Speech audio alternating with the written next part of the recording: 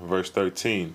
And to thee, O Sudgah, in like manner have I given another third of my legions to play battle with mortals for 1,000 years, like Osiris and Tian, to set mortals up in war and move them one way and then another, and thus plunder them into each other's bloody arms and death, that they may learn to know of a truth they are but machines and playthings in the hands of angels and gods, that they are worked like clay in a potter's hand, till they cry out, enough, I will bow my head to God who is Lord over all, great DYUS. Yeah, more, I will fight for him and drink even my brother's blood, if DYUS but prosper me and mine in slaying Faithis, fool worshippers of Jehovah the unseen and scattered wind, to him in likeness of a man, with head and legs and arms and boundary and sides of a man, sitting on the throne in Horeb, to him the great Lord will I ever bow in reverence. So here is showing that DYUS is talking to his 5 generals and how they're going to plunder and overthrow Jehovah by any means. So for 1,000 years, this is going to be great bloodshed on the earth. Verse 14. And thou, O Sudgah, shall play war in India with the most highest learned people of the earth, for which purpose thou shalt have these my high-raised generals and captains, Asaj, Gaya, Naswachi, Samin, Yobi, Solmungjo, Dan, Hafayestai, Lotha, Daridrat, Udan, Brahat, Bagar, Ishang, Wheel, Venatai, Plauya, Vasta, Cairo, Sipinsta, Visper, Sipintmanius, and Uvasta, and many others, most determined to rescue the earth from the dominion of far-off gods. Verse 15. DYUS continued, Go forth, ye gods, and in majesty build your thrones, in great splendor, ornaments, your high places, that even the magnificent shall be as 1,000,000 preachers' tongues proclaiming the heavens' well-chosen gods. And as fast as mortals fall in battle, gather the spirits of the dead into groups, not suffering them for pity's sake to lie in chaos, but bring them to your kingdoms in ease, riding ships. And when thus housed, apply your physicians and nurses diligently to restore them to their senses and new condition. And when they wake up in heaven, beholding the great glory of your thrones and kingdoms, initiate them by solemn rites and ceremonies to sworn servitude to yourselves and to me, your Lord God, to inherit such bounteous kingdoms. And as ye shall thus despoil those of earth to make them know my power and yours, so shall ye pursue them newly arrived in heaven to make them swear solemnly against Jehovah the Great Spirit, the Ormazd, and against all other gods. But if they stubbornly refuse, though in heaven, even as they did on earth, take them before my son Anubai, who shall further examine them. But if still they refuse, Anubai with his strong guard and brands of fire shall send them down in hell. Verse 17. I, the Lord God, have spoken. My commandments are gone forth in heaven and earth. Whosoever praise and glorify me with everlasting service for the exaltation and glory of my kingdoms shall enter into everlasting happiness. But whosoever will not bow down to me shall be cast into everlasting torment. So here is the armies and generals that's going down to the earth to establish the Lord God DYUS and overthrow the worshippers of the Great Spirit, Jehovah and Ormazd. And these battles will last for a period within 1,000 years. Now, while DYUS is attempting to overthrow Jehovah's kingdom, Jehovah comes to true God to instruct him on what to do at this point. Chapter 17, verse 1 through 22, states, God in Kryoshava bewailed heaven and earth. He said, Great Jehovah, how have I failed in thy kingdom? Behold, thou givest into my keeping the earth and her heavens, and they have gone astray. Verse 2.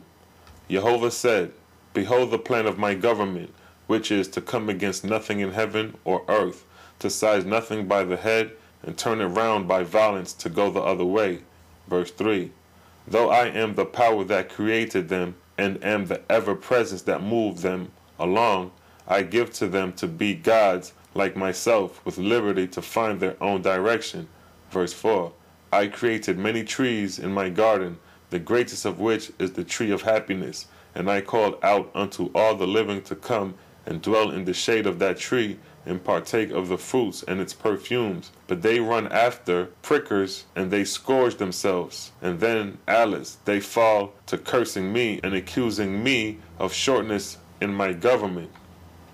Verse 5. I can find them in their mother's womb for a season, showing them there is a time for all things, but they run forward hurriedly, desiring speedily happiness and wisdom, without halting to observe my glories by the roadside. Verse 6. I said unto them, even as I have given liberty unto all my people, so shall ye not impress into your service your brothers and sisters. But the self-assuming gods make slaves of their fellows.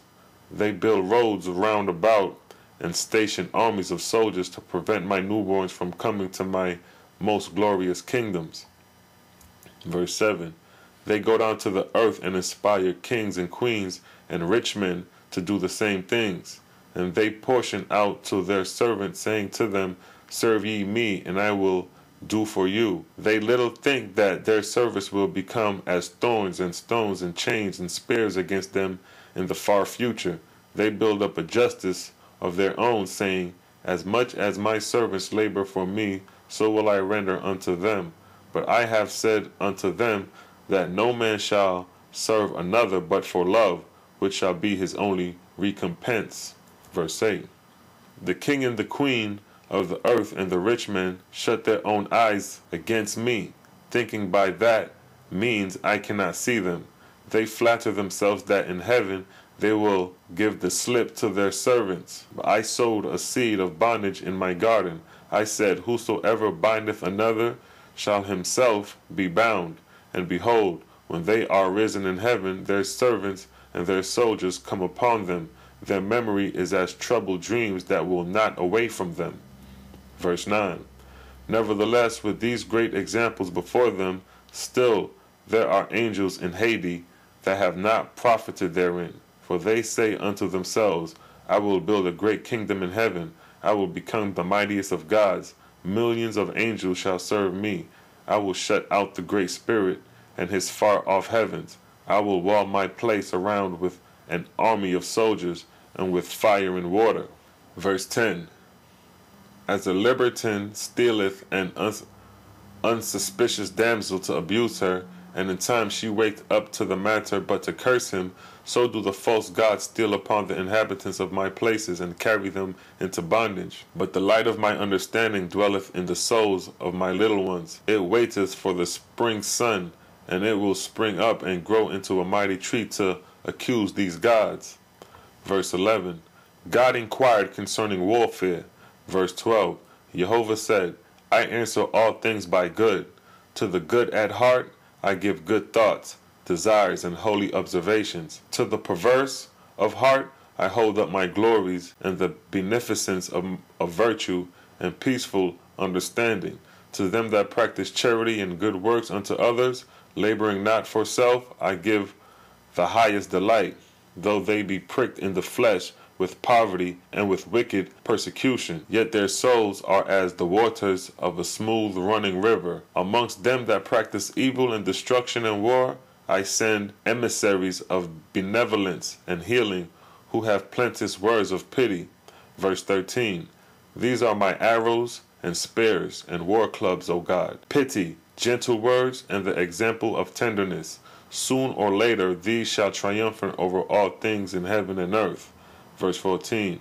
Behold, these wars in Hades and on the earth will continue more than 1,000 years, and the inhabitants will go down in darkness, even to the lowest darkness. For which reason, thou and thy successor shall provide not hastily, as if the matter were to change with the wind, but thou shalt organize a new army of deliverers for my faiths, and it shall have 2 branches, one for the earth and one for Hades. And the business of thy army shall be to rescue my people from them that seek to destroy them. And as to the spirits of the dead who were faithless on the earth, provide thou means of transportation and bring them to thy new kingdom, which thou shalt call at Siwan, where thou shalt provide a subgod, an officer, an attendant, hundreds of millions. Verse 15. And in At C1, thou shalt provide the subgod all such places and nurses, hospitals, factories, schools, colleges, such other houses and places for instructions required in the kingdoms of my lords in Haiti. Verse 16. When thou hast this matter in good working order, thou shalt speak before thy holy council. In my name shalt thou say to them after this manner,